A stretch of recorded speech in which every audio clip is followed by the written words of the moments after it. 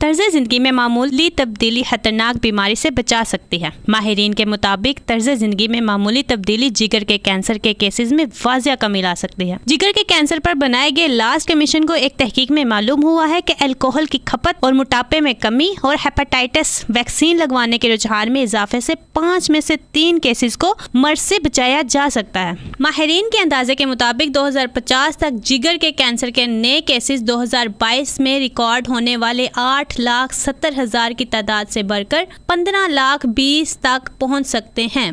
Group के मुताबिक मोटापे से ताल्लुक रखने वाले जिगर के कैंसर के केसेस का तनासुब 5% से बढ़कर 11% तक मुतवक्के है, जबकि 2050 तक 21% केसेस अल्कोहल के सबब होंगे। मुहक्किकीन की टीम का कहना था कि जिगर के सरतान के 60% केसेस का बचाया जाना मुमकिन है। आलमी सतह पर 2050 तक जिगर के कैंसर से होने वाले अमवात की तादाद 13,70,000 तक मुतवक्के है, जो कि 2022 में 7,60,000 रिकॉर्ड की गई थी।